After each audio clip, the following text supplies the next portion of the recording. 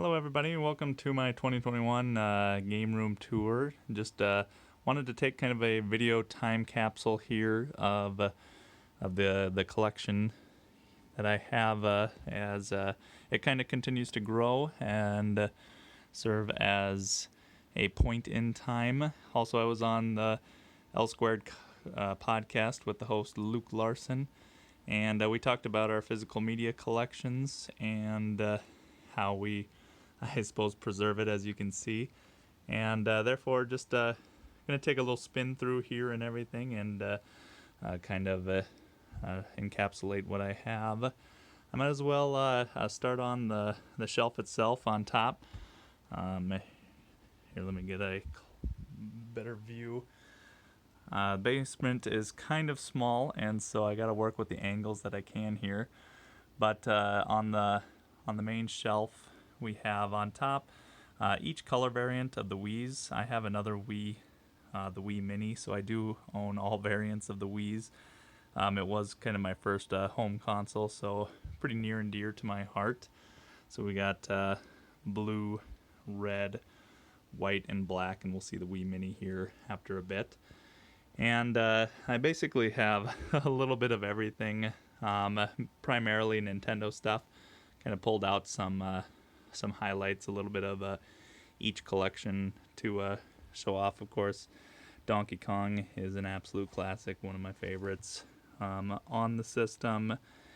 And any others that on here that I can pull off. There's just not too many that I've collected, I guess, in the NES. Some prices have just gotten a little too high on some of those, but I've collected a lot in the Wii department here, and I won't go through all the games, but some notable highlights is like Metroid Prime Trilogy on Steelbook.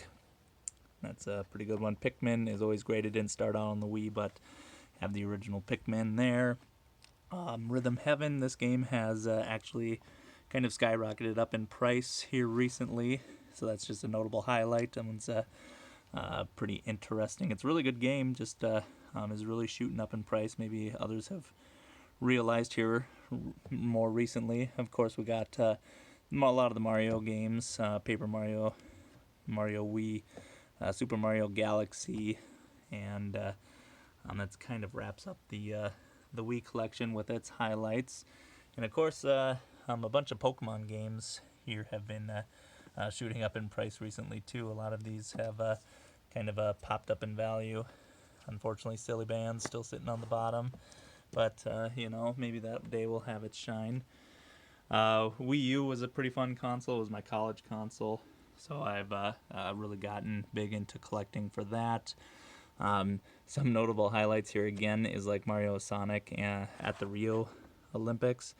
This game keeps climbing in value as well. A little bit of interesting stories on that, on how it just got kind of a limited print run, and so just not many copies out there. Well, not many copies of the Wii U in general. It's a very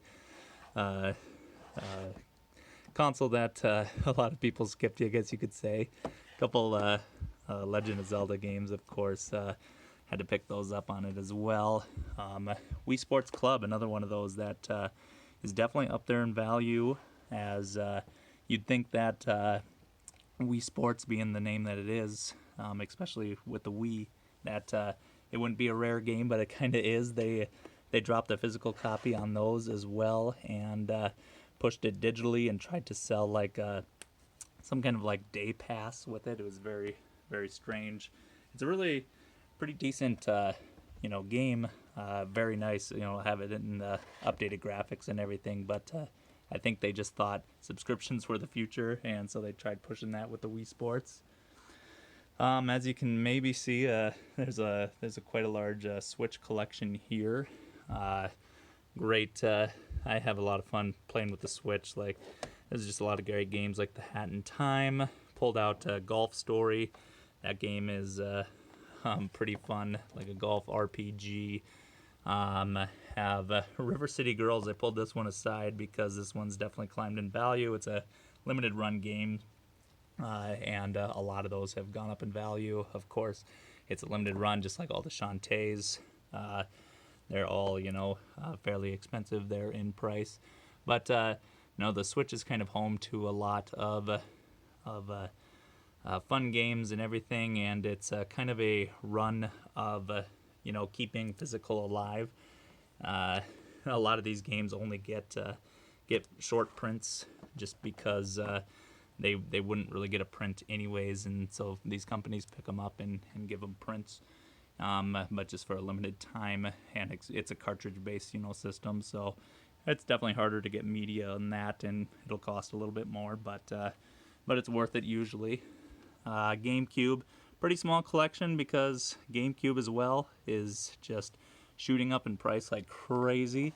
Definitely a notable highlight is the Zelda collection that I received from a gracious friend to add to the collection.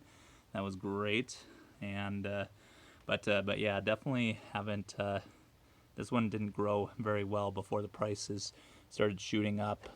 Mario Kart Double Dash, glad I at least grabbed that one before that price is in the 70s plus now. PS4, notable highlights, Astrobots. That one is a great game. I love seeing what PlayStation or Sony is doing with that series. I'm glad they kept it running. Of course, I like The Last of Us. Okami, it wasn't born on the system, but Okami HD is fantastic. Shadows of Colossus, another game that just isn't born but remastered on the system. It's of course great. Tetris Effect, I guess a lot of my favorites is PlayStation VR games. That one also is a really great game. Didn't have too many PS3 games. Was definitely a high schooler when the PS3 came out, so lots of shooters, which I'm just not too into anymore, but definitely a highlight is Portal 2. That game is very fun. Very small PS2 collection. Didn't have this system growing up or anything, and so I've only been grabbing random games on garage sales. Of course, highlight Intellivision Lives. But Katamari Damacy, definitely a solid title there, which I own on the Switch here as well. That kind of goes through a lot of the games there. As you can kind of notice, I've definitely been big into Amiibos. I've grabbed a lot of these throughout the years. Amiibos as well. They've kind of held on to their price. A lot of them even opened sell for what they retailed for. Definitely not the Animal Crossing series; those are dang near worthless right now. But that is fine. And then a lot of other ones here that I've just collected throughout the years. One of the most expensive Amiibos is this little guy, little Poochie. They did a yarn run with one of the Yoshi games. I've kind of collected all of them up there, and Poochie's definitely up there. Not as expensive of a yarn one as the Mega Yoshi, if anyone's familiar with that, but he's pretty rare there. And I suppose I'll go over to kind of what I've been calling the Amiibo graveyard, and it's just because I haven't quite gotten room to place these guys up yet, but another good chunk of Amiibos here as well, and that I can just kind of pan through here real quick, pull some away, and show the rest of the crew. This guy right here is definitely my most rare kept in box. I grabbed him on Toys R Us when they were closing out, so I grabbed him for like $15, and they trade for a little over $100 now. So that was a pretty solid grab. But yeah, definitely, I don't know, I just love these little figures, straight from Nintendo. I can't resist them. Maybe there's a problem. I think I own like over 100 Amiibos, if there's even that many, but there is just a lot that I just love to grab. A little bit more on the door here. I just kind of outlined the door with a few Amiibos here and there. And going back down on this side, again, just some of them, just the more they sit, They just kind of keep accumulating. Ness here, I was actually going to open him up, but more recently I see him trading over like $35, and so he gets to stay in his box here, I think, as well. When I started buying Amiibos, I told myself I'm buying these to open them, put on my shelf, and enjoy them. I'm not going to keep them boxed. Well, eventually I turned into one of the box guys as well, and I just kind of buy them for the box as well. Detective Pikachu, definitely kind of another guy that is up there in price, but he was a special Amiibo. If you can see next to these guys, he was quite large. Amiibo box, cereal. Grab a little bit of everything with the Amiibo badge on it. Since I'm over here too, I got from Best Buy. Walked in one day when they were swapping out a marquee or whatever you want to call these giant displays, and I was just kind of hanging back, and he was asking some of the employees if they wanted it. They said no, and so of course I swooped in and said, hey, I'll grab that for my basement, and he gave it for me. So I got a little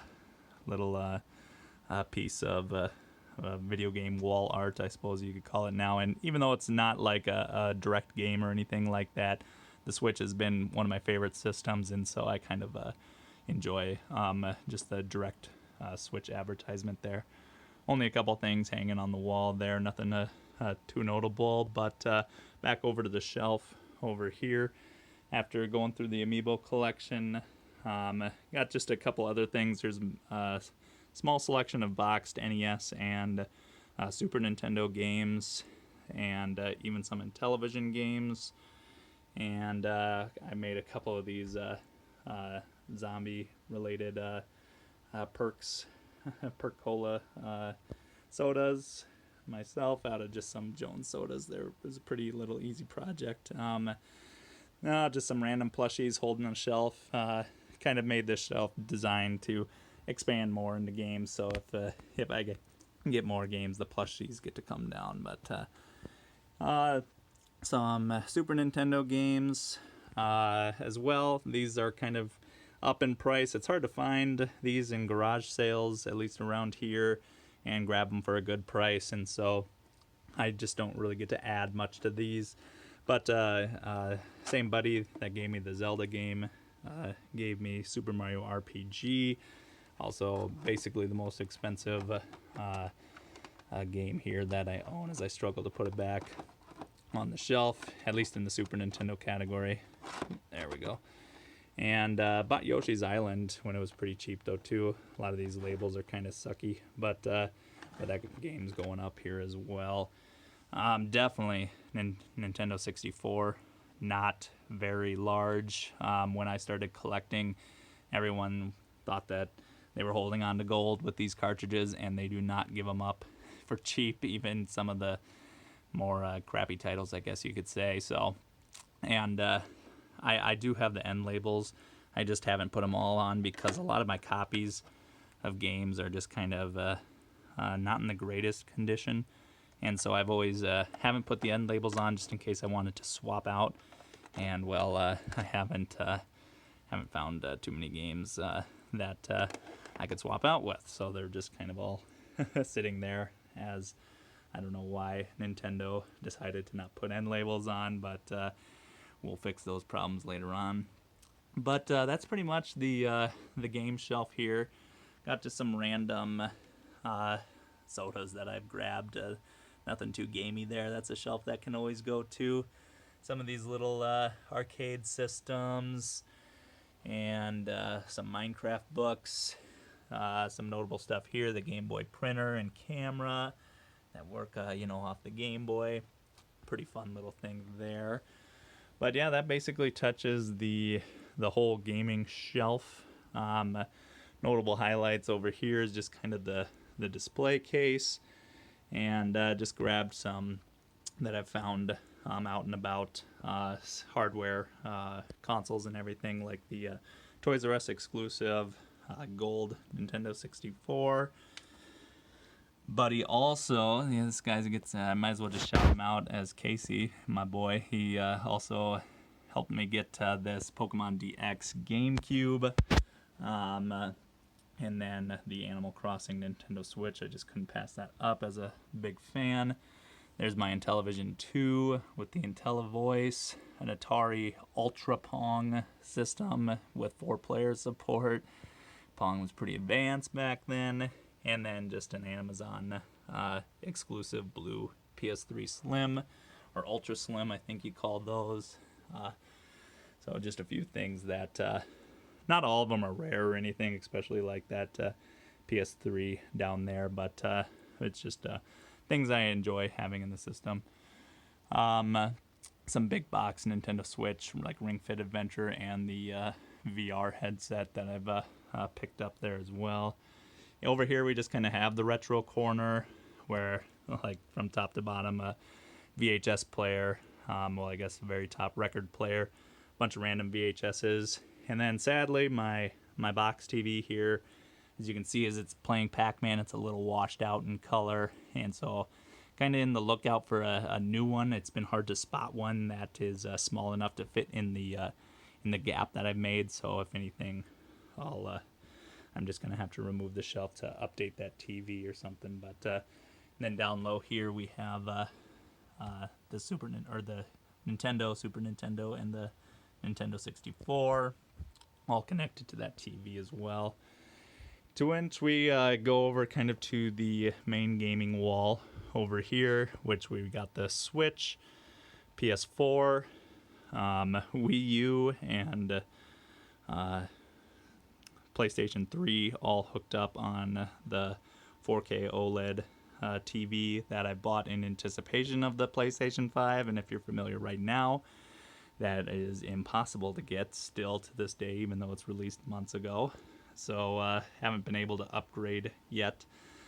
Playing on the PS5 just being wall mounted there, and then the 3 goes down in the shelf, which also includes an Xbox One. There is the Wii Mini. It was a top loader Wii that they released even after the Wii U was out. They released that in America, so that is confusing. GameCube with the Game Boy player that has also skyrocketed in price. Glad I grabbed that when I did, and the PS2 down there. So yep, this is definitely where the main gaming all takes place.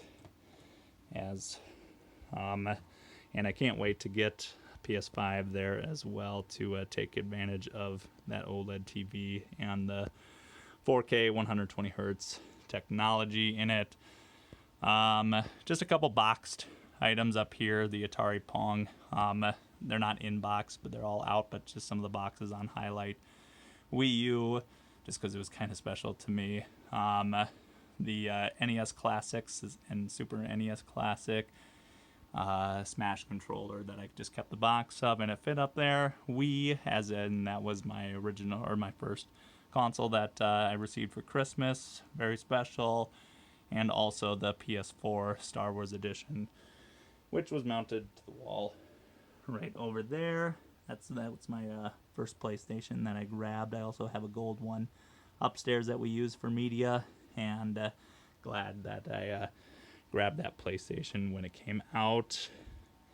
And then over in the other corner, we just kind of have the PC all set up. As you can maybe tell when I get closer, I haven't upgraded my hardware since college, and I have a pretty crappy mouse and a pretty crappy keyboard, but I majority game on consoles here, but have the PC just in case. Built this in college as well, so specs aren't very impressive anymore or anything like that, so I won't even go over them. But look at that, I just gotten all that cable management in there. Still proud of that bad boy. But yep, PC still holds strong here as well.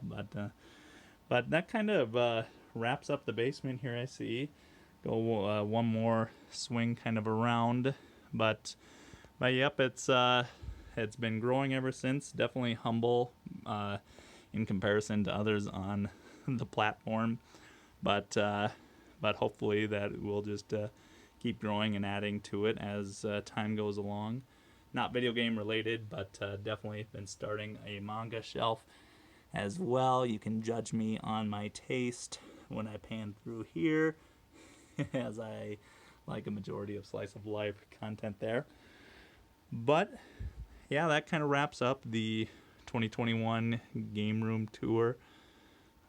Hope you guys enjoy. Feel free, like I said, to roast me in the comments on any of my tastes or anything like that.